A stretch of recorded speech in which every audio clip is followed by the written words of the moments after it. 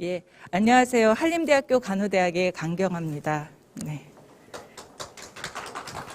사실 앞서서 이주영 저희 국회 전 부의장님께서 축사 말씀을 해주셨는데 그 말씀 가운데 발제 내용이 다 들어있어서 발제가 필요한가 이런 생각도 해봤습니다. 근데 저희가 지금 2018년 보건복지부가 간호사 근무 환경 개선 및 최후 대책이라는 것을 종합적으로 발표를 했습니다. 이거는 역사상 처음 있었던 일인데요.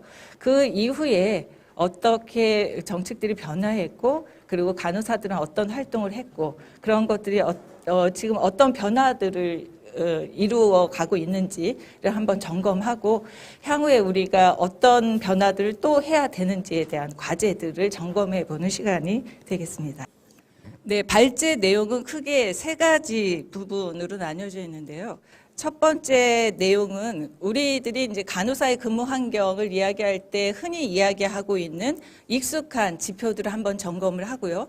그 다음에 이제 2018년도 보건복지부가 간호사 근무 환경 개선 및 처우 개선 대책을 발표한 이후에 간호 관련 단체와 간호사들이 대중에게 어떤 이야기를 해왔는지에 대한 점검을 좀 한 다음에 이 목소리들을 모으면 내용이 어떤 내용이 나오는가라고 하는 목소리를 모아보면이라는 그런 마지막으로 그렇게 이제 정리를 해보도록 하겠습니다. 먼저 우리에게 익숙한 간호 관련 지표들을 보시겠습니다. 첫 번째 저희가 단골로 등장하는 지표들인데요. OECD 보건의료 지표들을 보시게 되면 간호사, 그러니까 이게 최근 이제 데이터가 되는데요. 간호사는 인구 1000명당 4.2명입니다. OECD 평균은 7.9명이고요. 이것에 비하면 굉장히 적다는 것을 알 수 있습니다. 근데 간호사 졸업자 수, 그러니까 대학을 졸업하고 면허 시험을 보고 간호사로 배출된 인력들을 보면은 지금 가장 최근 자료가 인구 10만 명당 40.5명. 이것은 OECD 평균 31.9명을 훨씬 상회하는 숫자입니다. 반면에 의사의 경우에는 인구 1000명당 2.5명, OECD 평균 3.6명으로 하위 3위를 하고 있고요.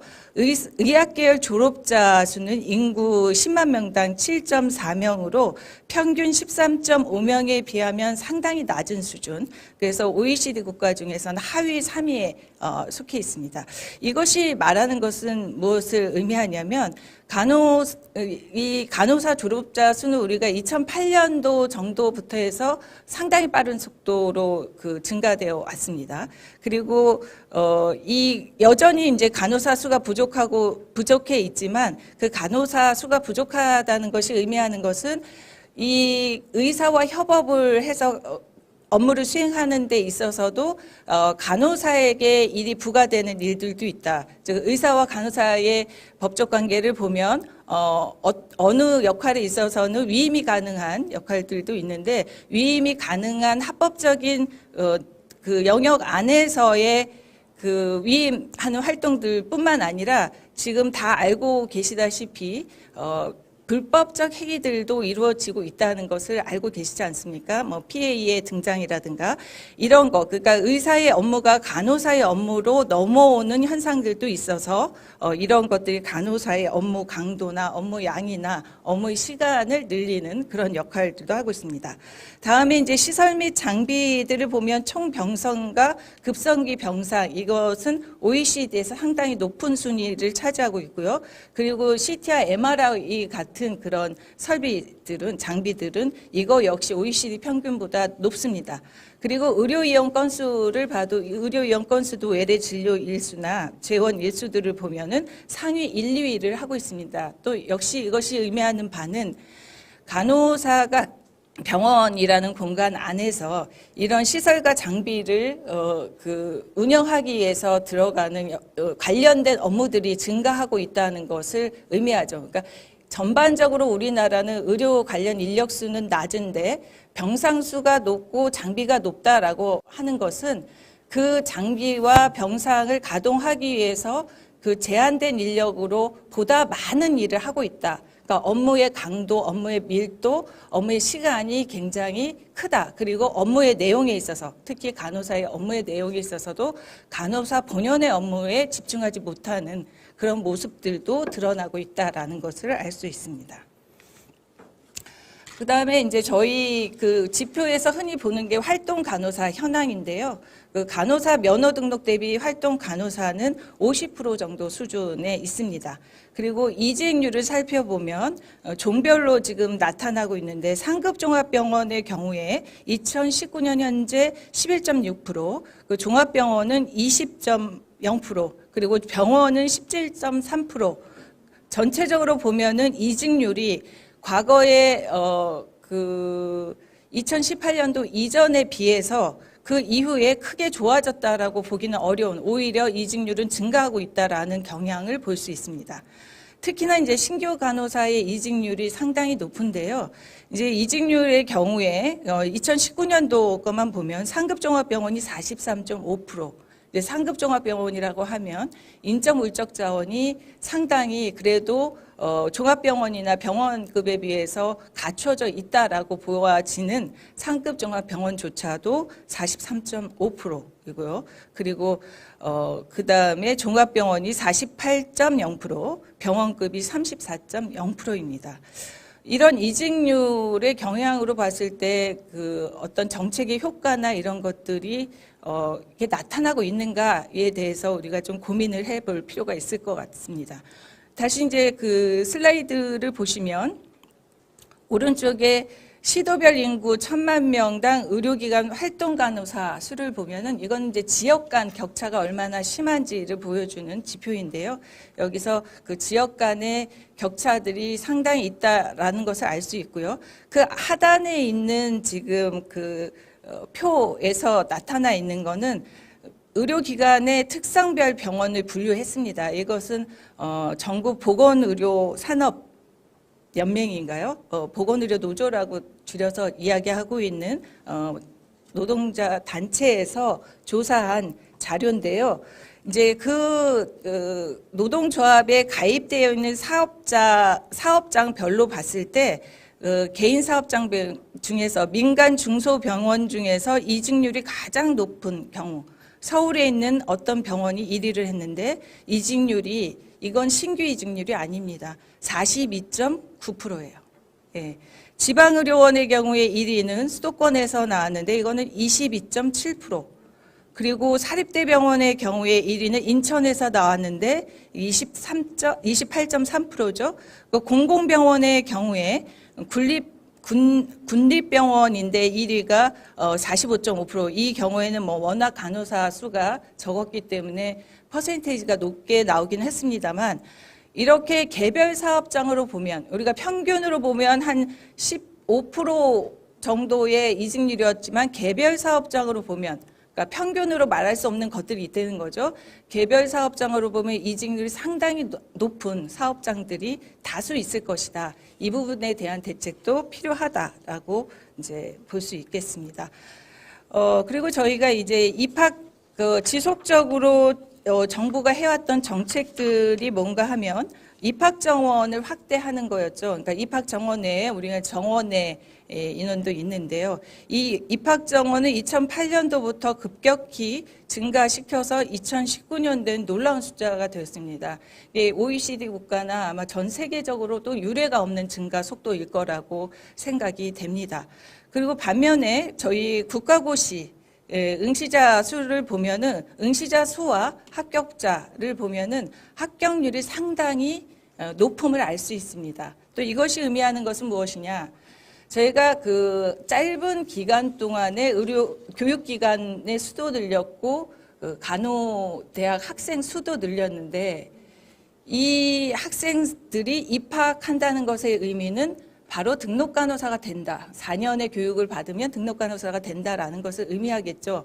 그래서 교육기관의 역할이 얼마나 중요한가라는 것을 알 수 있는 이제 지표입니다. 교육기관들이 교육을 4년 동안 이제 그 노력을 해서 그 교육을 하고 있지만 그 교육의 질들이 상당히 문제가 돼. 이게 급속도로 빨라진, 속도 때문에 또 이 교육의 인적 자원이라든가 물적 자원의 한계들이 오게 되죠. 그래서 이러한 그 빠른 속도에 따라가지 못하기 때문에 발생하는 교육의 질 문제들이 상당히 크다라고 볼 수 있겠습니다. 저희 또 그 임금에 관한 이야기를 해봐야 될 것 같은데요. OECD 간호사 임금과 우리나라 간호사 임금 수준을 비교하면 사실 우리나라는 OECD에 지금 현재 그 간호사 임금 데이터를 제공하지 않고 있기 때문에 이걸 추정해서 볼 수밖에 없습니다. 그러면 저희 그 OECD 국가 비교했을 때 우리나라는 근로자 대비해서 간호사 임금이 1.1%인 걸로 추정이 되는데요. 이건 OECD의 1.2에 비하면 낮은 것이다. 그리고 이제 연구에 의하면 김진현 교수님 팀의 한 연구에 의하면 간호사 월 평균 임금은 전체 정규직 근로자 월 평균 임금의 93.9%에서 96.8% 수준이다라는 이제 실증적 데이터를 분석한 연구 내용도 있었습니다. 또한 그 관련 의료 직종, 보건의료 직종 간의 임금 차이를 봤을 때 의사 임금의 한 24.3% 그리고 약사 임금의 53.1% 수준으로 측정되었다. 교사와 비교했을 때도 그렇게 높지 않았다라는 이제 연구 결과들이 있고요. 또 이제 이 보건복지부 등이 그 국민보건의료 실태조사 등을 통해서 발표한 자료에 의하면 이거 역시도 직종 간의 차이도 있지만 지역 간 임금 격차가 있었는데 지역 간 임금 격차의 패턴이 다른 직종과 다르더라라는 것을 알 수 있습니다. 예를 들면 의사의 경우에는 지방으로 갈수록 급여가 상당히 올라가는 반면에 간호사와 약사의 경우는 지방으로 갈수록 임금이 상당히 낮아지는 패턴을 보이고 있습니다. 그러니까 의사는 지방에서 의사를 구하기 어려우니까 많은 급여를 주고 의사를 초빙해 가는데 간호사는 지방에서 부족하다 하더라도 임금 수준이나 근무 환경을 개선해서 간호사를 모집할 생각은 그다지 많이 하고 있지 않은 것으로 보입니다.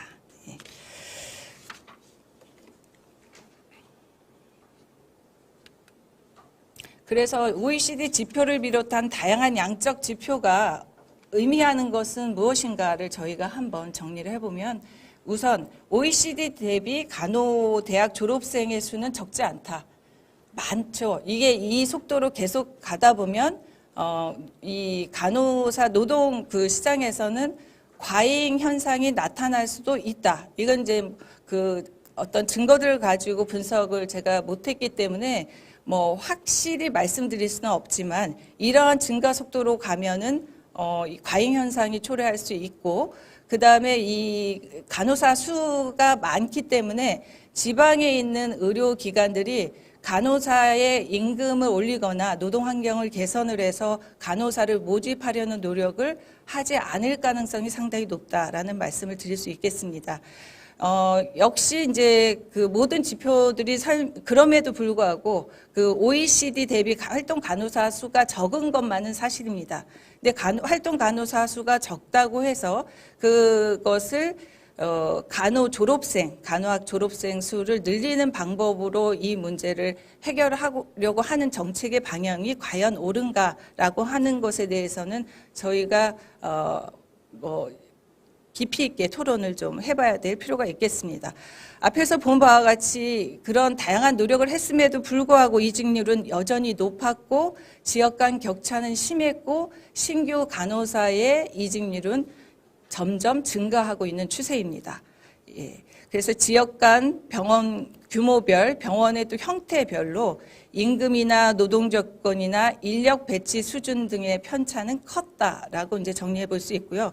그럼 이러한 현상이 나타나는 원인은 무엇인가라고 봤을 때 그것은 노동 강도가 높고 노동 밀도가 높고 노동 시간이 길다. 근데 노동 밀도가 높다라는 것을 다시 한번 말씀드리면 이제 과거에 비해서 저희 재원 일수가 짧아지는 패턴을 보이고 있습니다. 의료기관 안에서. 그래서 이제 급성기 병원의 경우에는 환자들이 입원해서 그 입원하는 짧게 재원 일수가 줄어진 그 일수 안에서 총량으로 봤을 때 받아야 되는 입원 일수가 예를 들어서 7일이었던 게 4일로 줄어들었다고 한다면 7일 동안 받아야 될 여러 가지 의료 서비스를 4일에 모두 받고 퇴원을 하게 되는 그런 패턴을 보입니다. 그것은 이제 간호사의 노동 밀도가 굉장히 강해졌다라고 이제 해석할 수 있는 부분이죠. 그리고 이제 드러난 현상이 지역 간 병원 규모별, 병원 형태별 임금 격차가 심하다. 그리고 이 증가된 교육기관의 숫자, 그리고 확보되지 않은 교육 인력에 준비되지 않은 교육자들로 인한 교육의 질, 그리고 확보되지 않은 교육 자원들 있죠. 그 실습의 공간이라든가 아니면 임상 실습의 공간이라든가 등으로 인해서 교육의 질도 문제가 되고, 이런 교육을 받고 신규 간호사가 의료기관으로 투입이 됐을 때 그 의료기관에서 적응하는 실제 실무로 적응되는 실무 전환에 굉장히 어려움을 겪고 있다라고 하는 그런 문제도 있을 수 있고, 의료기관 내에서 조직 문화들도 개선이 되어야 될 필요가 있고, 직업에 대한 사회적인 인식, 간호사는 나이팅게일이고 간호사의 사명은 희생과 봉사이다라는 사회가 요구하는 기대들도 있습니다. 이러한 내용들이 복합적으로 작용을 해서 지금 간호사의 근무 환경이나 또는 그 처우 등이 상당히 열악한 상태로 머물고 있는 것을 알 수 있겠습니다.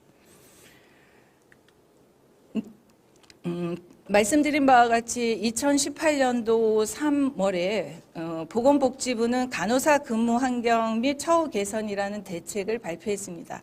이런 대책을 발표한 것은 처음 있는 일이었죠. 상당히 기대했고, 정부도 노력하고 있구나. 그리고 실제로 노력했고라는 이제 것들을 저희가 알 수 있는 것입니다. 그래서 2018년도 발표 이후에 보건복지부가 어떠한 노력들을 했는지를 저희가 자료를 통해서 확인해 봤는데요. 우선 추진 경과를 보면은 건강보험 수가 간호료 산정 기준을 개선을 했고요. 그다음에 건강보험 수가 중에서 야간 간호료를 신설했고, 여기에 이제 최근에 와서 코로나19와 관련돼서 야간 간호료도 추가가 됐습니다. 그리고 인권 침해 대응 매뉴얼 제정 및 배포, 직장 내 괴롭힘 금지 의무 법적 근거 마련, 의료인 인권 침해에 대한 제재 조치 마련, 그리고 보건복지부 내 간호전담 부서 신설, 해서 간호정책과가 새로 생겼죠. 근데 꾸준히 해오는 정책, 이전부터 꾸준히 새롭게 했던 게 아니라 꾸준히 해왔던 정책이 간호대 정원 및 편입 확대입니다. 그래서 입학 정원의 경우에는 3년 연속 700명씩 증원을 해왔고요. 학사 편입도 여전히 과거에는 입학 정원의 10%였던 걸 30%까지 올렸죠. 그러니까 이게 저희가 알고 있는 배출 수보다 훨씬 많은 간호사들이 배출되고 있음을 알 수 있습니다. 이 복지부가 밝힌 향후 계획은 공공의료 간호사 인력 확보 적극 지원하겠다라고 하는 내용하고요. 다양한 근무 형태에 대한 시범 사업, 그러니까 3교대 근무 시간을 벗어난 근무 시간을 선택하는 걸 간호사들에게 선택권을 주겠다라는 이제 방향으로 가겠다. 그리고 신규 간호사의 교육 체계를 마련하고 수련 과정을 도입하겠다라는 게 이제 향후 계획이라고 발표하고 있고, 실제로 공론의 장에서 얘기들이 조금씩 나오고 있습니다. 근데 이제 이 향후 계획들을 추진함에 있어서 얼마나 간호계의 목소리를 들어줄지에 대해서는 잘 모르겠습니다. 그래서 이제 그 향후 계획들을 실천해 가는 과정에 간호계의 목소리, 그리고 실제 실무 현장에서 일을 직접 수행하고 있는 일반 평간호사들의 목소리도 적극 담아주기를 기대해 봅니다. 그래서 그 기간 동안에 그러면 간호사 근무 환경 개선 관련해서 다양한 토론회와 그 활동들, 그리고 조사 연구들이 있었습니다. 그 내용들을 잠깐 짧은 시간 내에 보고 지나가도록 하겠습니다. 우선 우리 중앙회의인 간호협회에서 신규 간호사 이직 방지를 위한 제도 개선 토론회라든가 다양한 간호사 근무 형태 도입이라든가 이런 토론회뿐만이 아니라 굉장히 많은 토론회들을 진행을 했습니다. 그리고 병원 간호사 역시도 이런 이 간호사들의 처우 개선을 위한 토론회를 진행을 했었고요.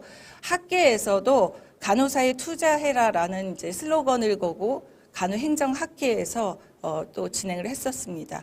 그리고 새롭게 등장한 단체들도 있었습니다. 이제 젊은 간호사회라든가 오늘 토론에 참여해 주실 행동하는 간호사회라든가 이렇게 젊은 간호사들의 모임들도 등장을 했고요.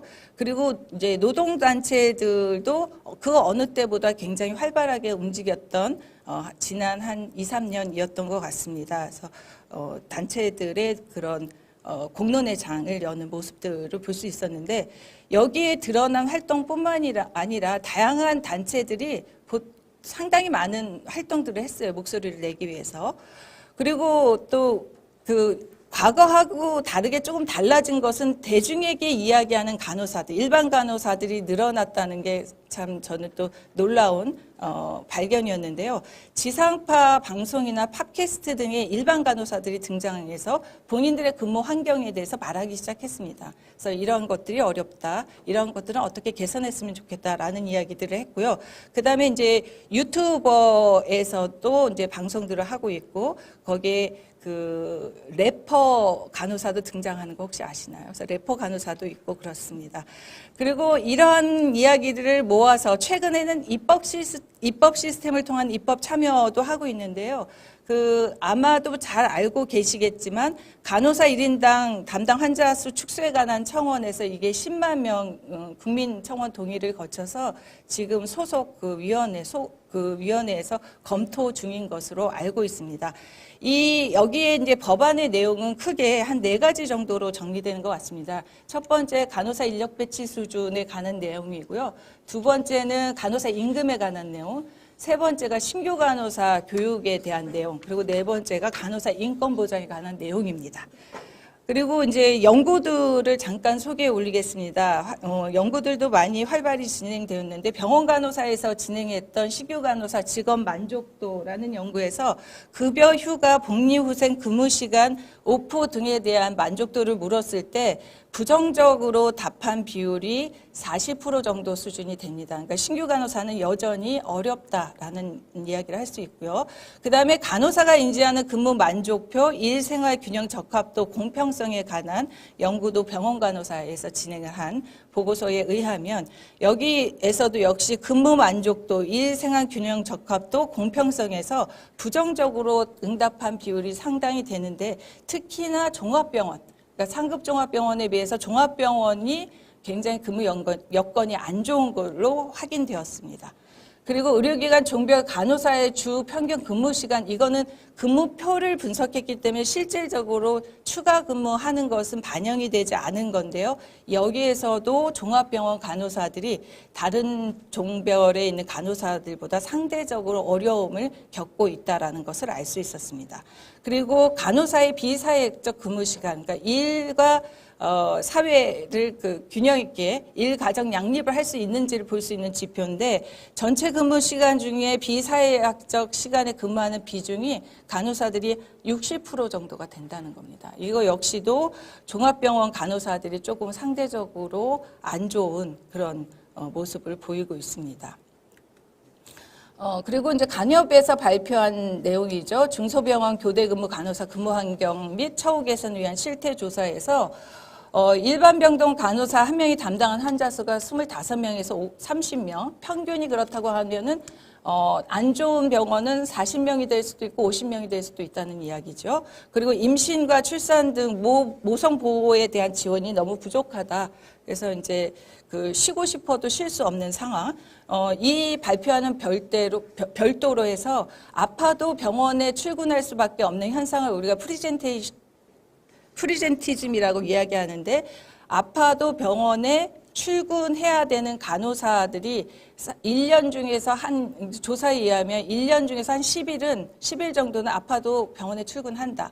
그리고 30일이 넘어가는 경우도 상당한 숫자가 있다. 그러니까 아파도 병원에 출근하고 이 임신과 출산 등에 대한 모호 보성에도 그 지원을 받지 못하는 그런 현상을 볼 수 있고요. 신규 간호사가 실무 전환 교육을 제대로 받을 수 있는지에 대해서는 지금 신규 간호사를 교육할 수 있는 시스템이 구축되어 있지 않은 중소병원들이 상당히 많음을 알 수 있습니다. 그리고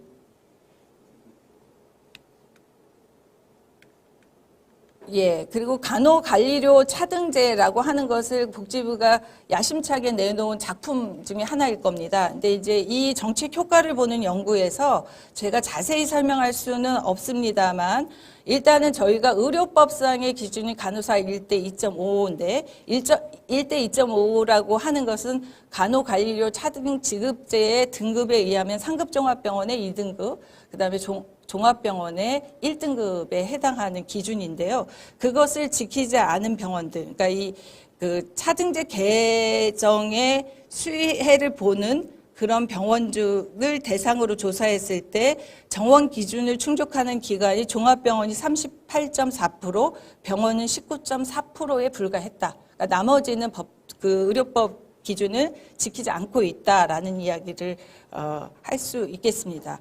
그리고 이제 그 정책상 이런 그 정책 변화로 인해서 벌어들인 수익에 대해서는 이것을 간호사 처우 개선비, 직접 인건비 등에 사용하게 되어 있으나 그것을 실질적으로 의료기관이 이행했는지는 확인할 수 없었다.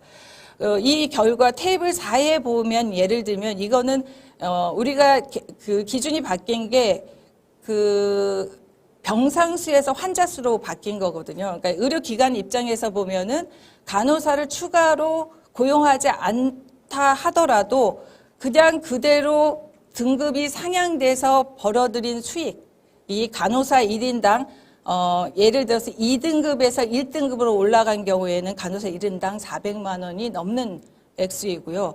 그 다음에 이제 아래 야간 간호료로 얻어들인 수익은 지금 뭐 예를 들면 종합병원의 경우에 1등급의 경우에는 아래 표현하면 240만 원이 넘는 경우죠.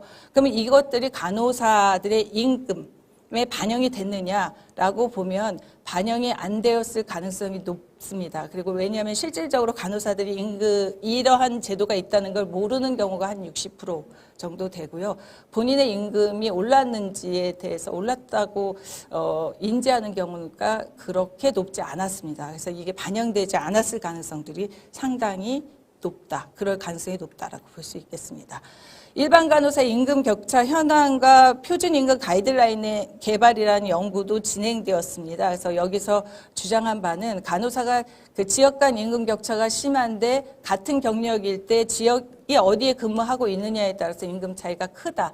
외국의 경우의 사례들도 제시를 하면서 연구자께서 제안하신 거는 그 신규 간호사 임금을 좀 높이고 경력별 지역의 차이는 줄이고 하는 이제 안들을 내셨어요. 근데 이 안에 대해서는 공론의 장에서 깊은 토론이 필요할 것 같습니다. 그리고 우리가 임금을 어떻게 간호사 임금을 어떻게 가지고 가는 것이 지역 간 격차를 줄이는 해법인지에 대해서는 지혜를 모아야 될 것 같습니다.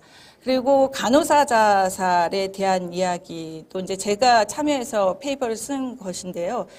이 페이퍼를 쓰게 된 계기들이 있습니다. 우리가 오랜 세월 동안 간호사들이 자살을 많이 해왔습니다. 이제 간호사의 자살이 업무와 연결된 것도 있고 업무와 연결되지 않은 것들도 있습니다. 이제 전 세계적으로 간호사의 자살은 다른 직종에 비해서 높습니다. 그래서 이 간호사의 자살이 높은 이유는 직업이 가지고 있는 특성 때문이기도 합니다. 그래서 이제 미국이나 다른 국가들에서는 여기에 관심을 가지고서 이 체계적으로 대응을 하고 있는데요. 우리나라의 경우에는 사고가 나면은 누구 책임이냐 이런 것들에 초점이 맞춰져 있어요. 그래서 누구 책임이냐를 찾기보다 내 책임이 아니야 이런 이제 방어적 태도보다 이걸 조금 적극적으로 대응할 필요가 있겠다라는 생각을 가지고 이것이 관리가 잘 되기 위해서는 우선은 정보가 체계적으로 축적이 돼야 될 필요성이 있습니다. 그래서 이 간호사 자살 현황이 어떻고 왜 죽었고 무엇이 문제인지를 공론회장에서 이야기하고 우리가 방법들을 찾아갈 필요가 있겠다.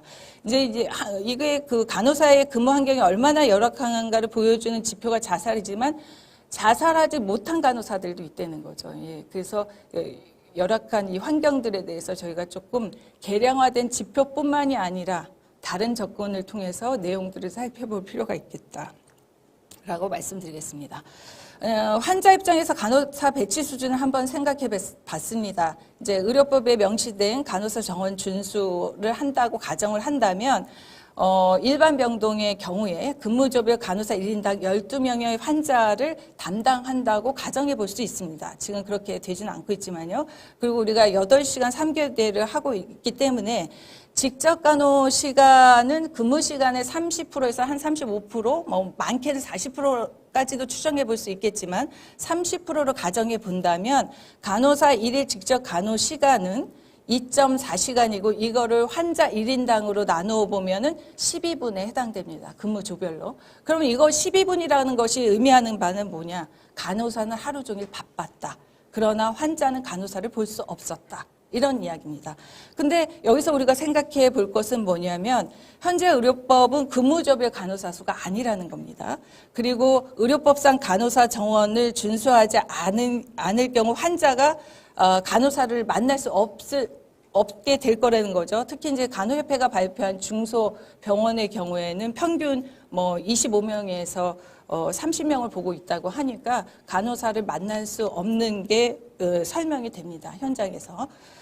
그리고 이제 저희가 그 간호사 근무 환경 개선 관련한 다양한 활동들을 정리해보자라고 한 건 서면으로, 시간이 많이 지나서 서면으로 대신 하겠습니다. 서면에 있는 내용들을 확인해 주시면 되겠습니다.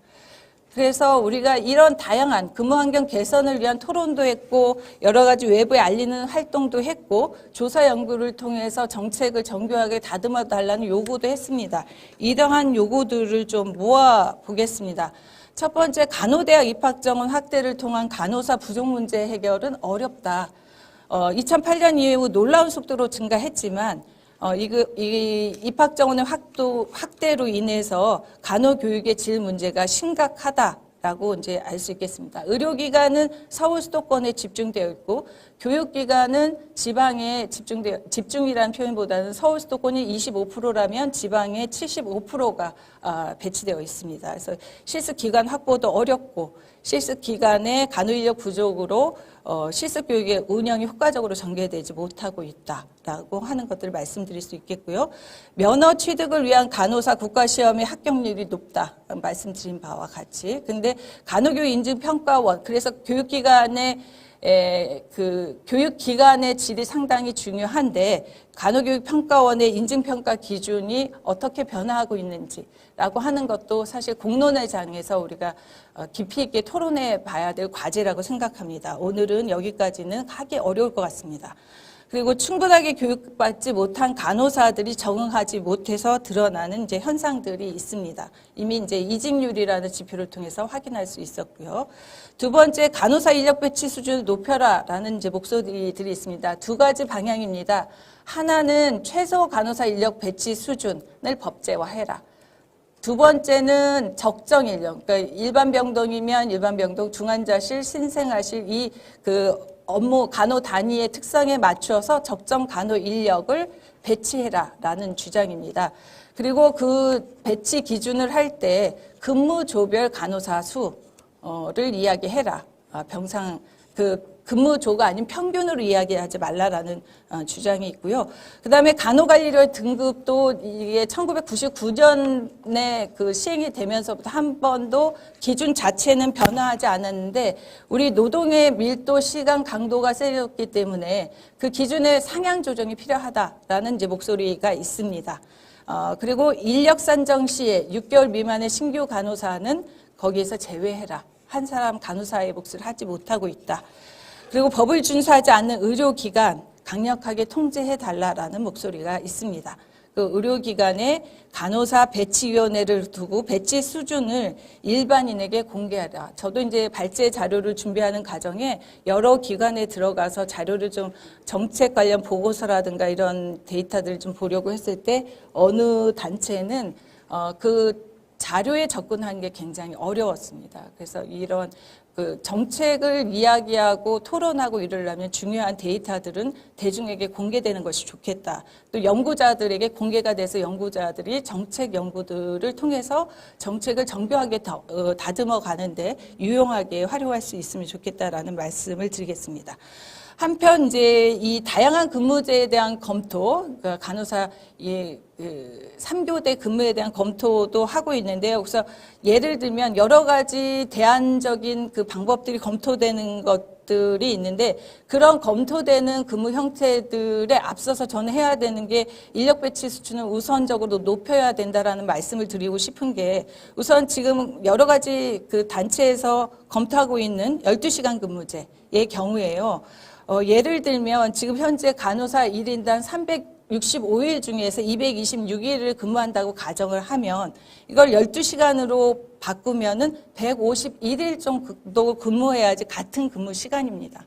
그러니까 사실 8시간 넘어가서 근무하는 건 간호사에게 굉장히 부담이 되는 시간임에도 불구하고 12시간제를 한다고 하면은 똑같은 근무 시간을 근무한다고 가정을 했을 때 151일을 근무해야 되는 것이 맞은데 만약에 151일을 넘어가게 근무표가 짜여진다든지 그러면 간호사들의 그 근무 환경은 더욱더 열악해질 것이다라는 말씀을 드려봅니다. 그리고 간호사 임금 및 보상은 공정하고 적절하게 해야 된다. 앞에서 이제 대안들로 검토돼야 되는 이야기들이 많이 나왔었죠. 지역 간 의료기관 특성 간 그 임금 격차를 줄여야 되는데 표준 임금 가이드라인을 제시하는 게 옳은지 적어도 저는 최저임금 기준은 마련해야 된다고 봅니다. 우리나라의 간호사 평균이 지금 그 평균 임금이 다른 나라의 평균 임금하고 절대 비교했을 때 큰 차이가 안 나는 것처럼 보일진 몰라도 격차는 굉장히 심해서요. 최저임금을 받는 간호사의 임금은 대단히 낮다는 겁니다. 그래서 최저임금을 주는 의료기관은 간호사를 굳이 확보하지 않고 계속 그 임금을 유지하면서 간호사가 나가면 다른 간호사로 채우고 이런 활동들을 계속 하고 있다는 거죠. 이제 이런 것들이 이제 정부의 모니터링을 통해서 좀 드러나고 통제가 될 필요가 있다라는 이야기들을 하고 있는 것입니다. 그래서 이제 건강보험 수가 개선 내용 중에 간호관리료, 야간 간호료, 코로나19 야간 간호료 등이 원래 정책의 목적대로 사용이 되어졌는지를 이제 모니터링하고 그것을 대중에게 발표해라라는 목소리들이 있습니다. 죄송합니다. 네 번째, 신규 간호사의 교육 및 수련 환경을 마련하고 이행해라. 이 부분에 대해서는 이제 토론해 주시는 선생님이 계시기 때문에 또 오셔서 말씀을 해 주실 거기 때문에 넘어가도록 하겠습니다. 마지막으로 간호사의 인권 존중 문화 및 삶의 질 향상입니다. 간호사들의 인권을 침해받는 사례들이 여러 차례 이제 발표가 되었었죠. 보도도 되고. 그래서 여기 말씀드리고 있는 임신, 출산 및 모성 보호에 관한 규정을 준수하고 그리고 환자 폭행, 직장 내 괴롭힘 등과 같은 침해 행위로부터 간호사를 보호할 수 있는 조치들 그리고 간호인권센터 설치 약속했던 것들을 이행해야 된다라고 목소리를 모아봤습니다. 그래서 제 발제를 마치도록 하겠습니다. 시간이 많이 지연됐는데요. 워낙에 그 범위가 넓어서 오랜 시간 동안 경청해 주셔서 감사합니다.